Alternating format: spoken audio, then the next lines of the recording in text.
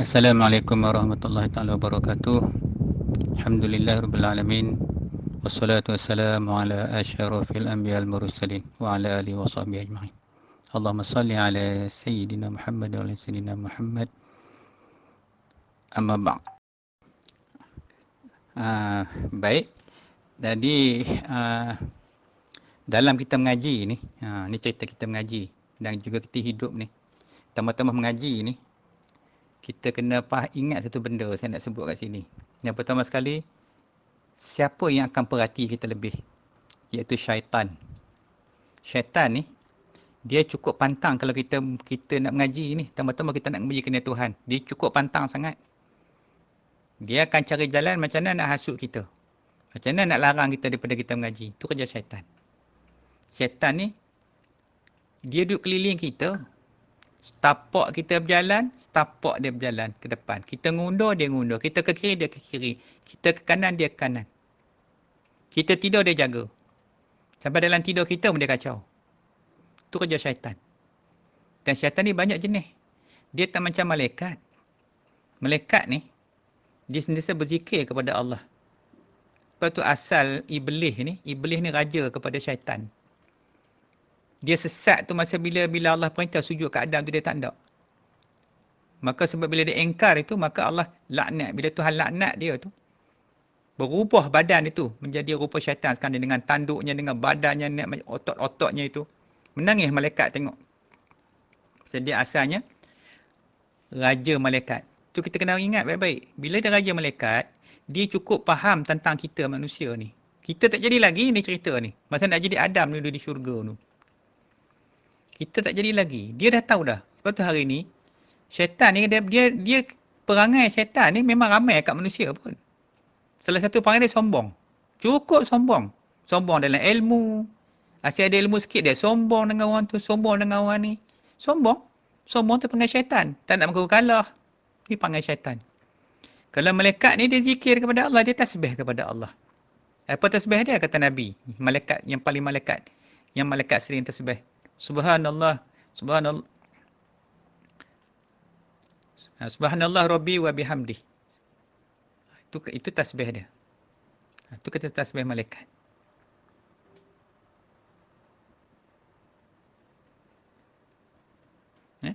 Subhanallah Rabbi wa bihamdih. Subhana Rabbi wa bihamdih. Ini yang tasbih yang malaikat yang sering sebut. Sebab ada malaikat yang rokok, ada malaikat yang sujud. Ada malaikat macam-macam lah. Tentera-tentera Allah Ta'ala tu. So jadi, itu syaitan. Jadi yang kita nak kena faham ni hari ni, bagaimana syaitan ni sentiasa mengganggu dalam urusan kehidupan kita ni. Sehingganya yang sebelah kiri kita tu nama dia Qarin. Qarin ni apa kerja dia? Bisik kat kita yang jahatnya. Tengah semayang dia bisik, malaikat tak kacau kita tengah solat. Dia cerita macam-macam kat kita. Kunci hilang, itu hilang. Itu kerja syaitan. Jadi bolehkah kita mampukah kita nak melawan syaitan ni seorang-seorang kita ni? Dah lah kita tak nampak dia. Tu Tuhan sebut jin syaitan ni nampak kita. Kita tak nampak dia. Ada tak orang nampak syaitan jin ni? Ada. Orang-orang pilihan Allah. Para nabi, para wali, awliya tu. Mereka nampak Allah. Nampak syaitan ni. Tapi kita orang awam ni, nampak tak? Kita tak nampak. Itu yang saya sebut awal-awal kemarin. Kita kena ada guru. Kita kena ada mursyid. Kita kena ada ulama'. Sebab ulama' ni, dia menggantikan Nabi. Selepas Rasulullah wafat, dah tak ada ulama' dah. Tapi Nabi sebut dah sebelum tu, al-ulama' warasatul anbiya, kata Nabi. Ulama' tu waris aku. Jadi kena carilah ulama' supaya kita dapat ikut ulama' ni. Tak sesat. Sahabat-sahabat zaman Nabi, Rasulullah tu tok guru besar yang mengajar mereka. Lepas Rasulullah meninggal, wafat, siapa nak jaga lagi kita ni? Maka para sahabat tu ulama'. Jadi ulama' ni yang tahu bahagian bab-bab macam ni. Jadi kita pula tak suka dengan ulama'. Kita suka duduk seorang. Ngaji seorang zaman sekarang ni. Ini sehari dua hari ni saya rasa boleh lagi kita bercakap online ni. Sikit lagi Google tutup line dia, server dia down, dia tutup server dia. Handphone tak boleh pakai, semua tak boleh pakai. Mengaji apa pun tak boleh. Tu kita kena ingat, kita akan berdepan dengan satu masa nanti semua teknologi ni akan hilang. Masa tu kita duduk seorang-seorang lah. Ni tengah-tengah boleh lagi ni, kita gunakanlah kesempatan yang ada ni lagi. Kan? supaya kita dapat lagi berhubung, dapat lagi mengaji walaupun online macam ni, sikit-sikit menjadilah. Kita bukan orang alim pun. Kan? Kita ni jahil, tak tahulah jahil apa duduk, murakak ke tak murakak ke.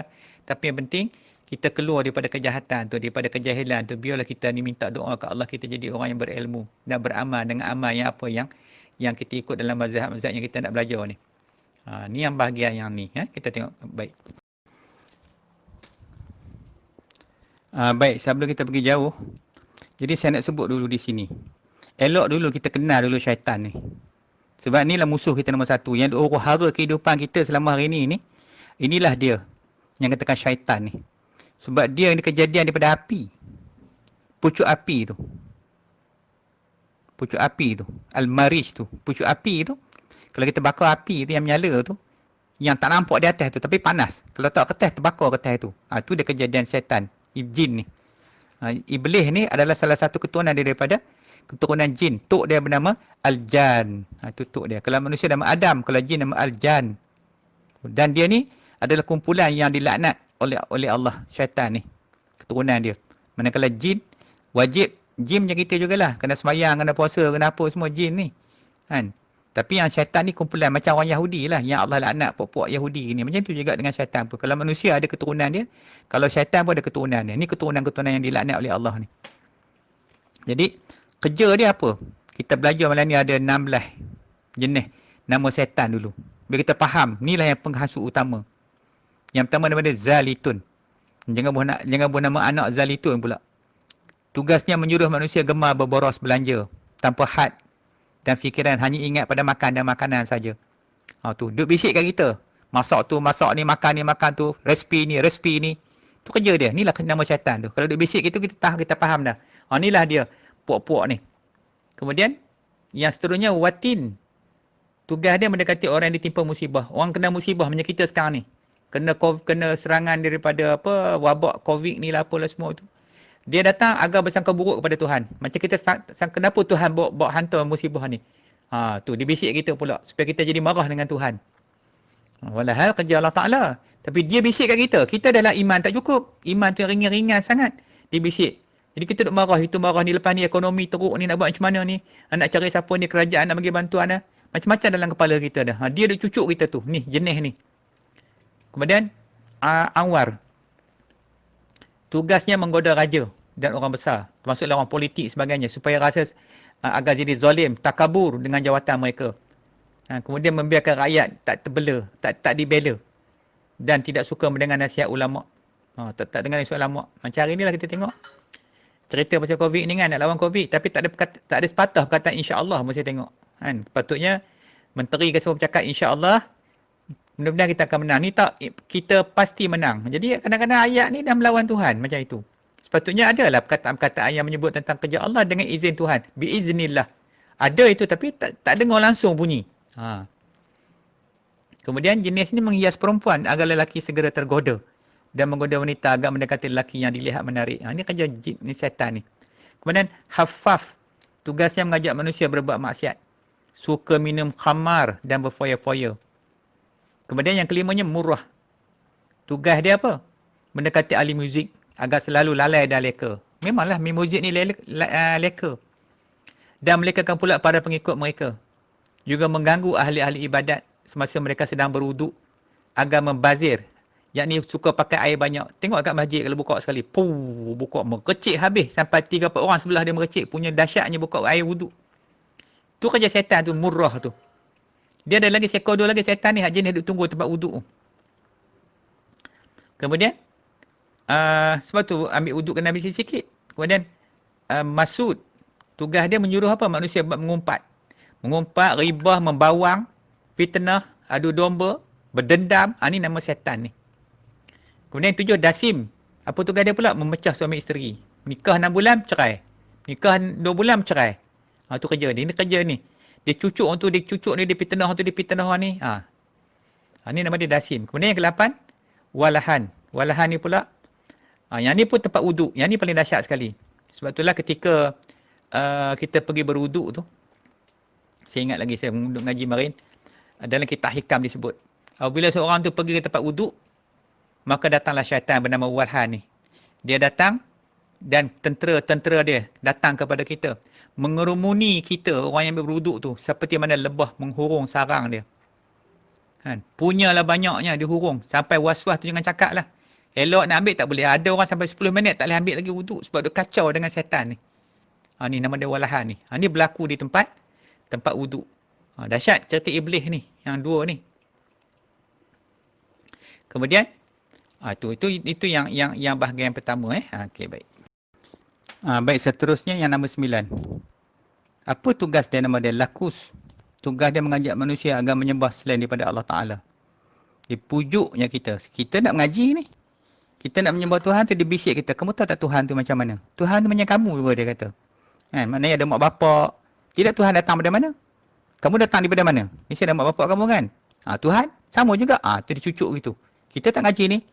Mula dah datang keraguan. Ya tak juga, no? Habis wujud Tuhan macam mana wujud Tuhan? Walhal Tuhan itu sedia wujud dia. Sejak bila? Sejak azali lagi. Dah ada dah Tuhan tu, sedia ada. Tu katakan sedia wujud. Sebab kita tak ngaji, dia mainnya kita. Tu bahaya bila tak mengaji ni. Tu bisik dia syaitan ni. Kemudian sabrum. Tugas dia mengajak manusia ke jalan yang jahat dan tidak sabar dengan ujian yang diterima. Macam ni sekarang ni. Kadang-kadang koyak baju lah. Kemudian ketika keluarga matilah umpamanya kan, nangis-nangis lah yang Nabi larang tu. Kemudian 11, miswat atau maswat. Tugas dia mempercepatkan manusia untuk berbuat maksiat. Dia mengajak manusia, tarik manusia itu kepada maksiat. Tapi kalau nak buat ibadat, setengah mati. Kalau nak pergi ngaji, ini masa tu. Ngaji ke, sembahyang jemaah ke, nak buat ibadat lah. Nak ajak berzikir ke, nak buat benda-benda program-program agama ni, lari dan terpukang. Tapi kalau nak berniaga, nak cari duit, laju je perginya. Bayar tak apa, 10,000 pun tak apa bayar. Tu. Ni. Tu ketika ingat dah berapa ekor iblis dah duduk kacau kita. Kemudian, Zaktabur ataupun Zaknabur ataupun Zalambur. Tugasnya pula menimbulkan rasa ujub dan takabur dengan segala kelebihan yang ada kat kita. Rata-rata yang ada kat kita ni, kita rasa sentiasa rasa bongkak, rasa sombong. Kan? Dia ada cucuk kita, duk hasut kita. Cuba tengok kamu hebat. Kamu ni macam ni, kamu macam ni. Duk cucuk kita. Kita tak sedar dalam jiwa kita tu. Kemudian khinzab yang ke-13. Tugasnya mengganggu orang beribadat. Khasnya orang yang solat. Dengan membuat manusia was-was. Rakaat 3, 4. Baca apa ni? Ini baca apa dah? Lepas tu tentang agama. Tentang akidah kita dia kacau. Tu. Ni khas. Ni setan ni khusus. Setan ni adalah lantikan daripada iblis. Setan ni kuncu-kuncu dia. Kepala dia, raja dia daripada iblis. Bila sebut iblis, kita kata laknatullahi alaih. Baik, yang ke-14. Laknis. Tugasnya apa? Mengganggu orang yang bersuci dan berwuduk sehingga jadi ragu dan tidak sempurna. Ni dia lagi. Dah berapa ekor dia boleh. Laknis satu tadi, walahan lagi. Tu kerja dia orang ni, tunggu tempat kita berwuduk. Baik, kemudian Abiyad. Inilah syaitan yang paling berat godaannya. Paling buruk sikapnya kerana tugasnya menggoda para Nabi dan Rasul yang diutuskan kepada manusia. Jadi Nabi dan Rasul juga tak terlepas. Tengoklah peristiwa kisah Nabi Yusuf dengan Siti Zulaikha macam mana. Jadi bukan kata kita kena goda. Nabi yang tahu iblis tu pun kena goda juga. Ini kan pula kita. Lepas tu kita pula berkeras. Tak nak cari tok guru. Nak pulun seorang-seorang kita. Nak mempertahankan kononnya kita boleh. Aku boleh lawan syaitan ni. Jangan cakap macam itu. Sebab syaitan ni, macam saya sebutkan tadi, dia ni ada pada akhir awal lagi. Manusia tak ada, dia ada dah. Dia dah tahu dah kelemahan manusia ni kat mana. Jadi, bila dia ni bekas mantan Raja Malaikat, apa yang dia tak tahu? Dia kenal Tuhan. Dia kenal sangat-sangat kenal Tuhan. Tapi dia berjanji dengan Tuhan lah. Dia kata dia akan sesatkan segala umat anak cucu Nabi Adam ni. Jadi inilah dia. Tu yang ke-16. Khannas. Inilah syaitan yang menimbulkan was-was hati terhadap adanya Allah Ta'ala. Yang kita duk tergoda selalu, yang ragu-ragu terhadap Tuhan tu, inilah disebutkan waswasil khannas. Waswasil khannas, bisikan yang datang dan pergi ni. Ini khannas ni. Jadi, adanya perkara samiat dan melalaikan hati manusia daripada mengingat Tuhannya sepanjang masa. Perkara samiat, perkara akhirat ni. Yang macam-macam cerita kita duk dengar pasal syurga, neraka, apa semua tu. Semuanya apa ini? Untuk tujuan menyesatkan umat manusia, khususnya umat Islam dan beriman kepada Allah SWT. Baik, ini sebahagian. Jadi, ini sebahagian. Saya pun tak tahu. Mungkin ada lagi nama-nama syaitan yang kita tak tahu. Ini pun disebut dalam kitab. Ada ditulis dalam itu. So, mudah-mudahan bila kita kenal dia, kita tahu dah. Ni kita ni masalah kita banyak ni sekarang ni. Ni, keliling kita ni dia duduk tunggu siang malam. Dia tak kira mak, dia tak kira anak. Setiap orang manusia tu, dia ada. Mungkin kata kita tadi khannas. Khannas ni bukan satu khannas. Dia banyak khannas. Khannas pada orang ni satu. Khannas pada orang ni satu. So dia ada kategori dia. Kumpulan dia. Mungkin dia ni ada pangkat jusa ke. Mungkin dia ni pangkat ketua pengarah ke. Mungkin dia ni pangkat timbalan ketua siap usaha ke. Kita tak tahu. Mungkin pangkat dia menteri ke. Yang menggoda manusia ni. So dia banyak. So kerja dia, yang kita sebutkan tadi. Itu tugas yang ditetapkan oleh iblis laknatullah yang alaih ni. So kita kena hati-hati bab ni. So jadi bila kita nak mengaji ya, dia datang. Tak mengaji pun dia datang. Tu yang sebelah kita tu, qarin tu. Apa dia tak bisik kat kita? Segala benda yang dibisik dengan kita. Sehingganya kita jadi macam-macam was-was. Terlalu banyak was-was kita. Was-was dengan Tuhan, masalah rezeki nombor satu. Musim-musim macam ni. Padahal Tuhan dah jamin dah rezeki kita. Duduklah kat mana pun akan datang rezeki kepada kita. Tapi sebabkan kita ni tak percaya ke Tuhan ni. Percaya pun sikit mungkin zon banyak kan. Zon. Mana zon ni tak seperti yakin dengan Tuhan. Risau yang amat-amat. Syaitan pun masuk. Kamu lepas ni susah lah kamu. Kamu tengoklah ni COVID ni kan. Kita bakal sedar dia bisik kita tu. Tapi dia duduk cakap dengan kita yang kita rasa tak perasan. Kalau kita faham baik-baik, kalau kita amat-amati, kita dapat rasa, kamu selama ni duduk kacau aku ya. Dalam semayang umpamanya. Malaikat tak bisik kita tengah semayang ni. Memang malaikat berada dengan kita. Malaikat mengajak kita kepada kebaikan. Iblis mengajak kepada kejahatan. So tarikan siapa yang paling kuat? Kita menang dengan siapa? Selalunya kita kalah dengan syaitan. Pasal kita tunduk kepada hawa nafsu kita tu. Maka kita tak nak ikut malaikat Allah. Baik, wallahualam. Allahumma salli wa sallim wa barik ala sayyidina Muhammadinil Fatihi lima ughliqa wal khatimi lima sabaqa wan nasiril haqq bil haqqi wal hadi ila siratikal mustaqim. Sallallahu alaihi wa ala alihi wa ashabihi haqqa qadarihi wa miqdarihi al-azim.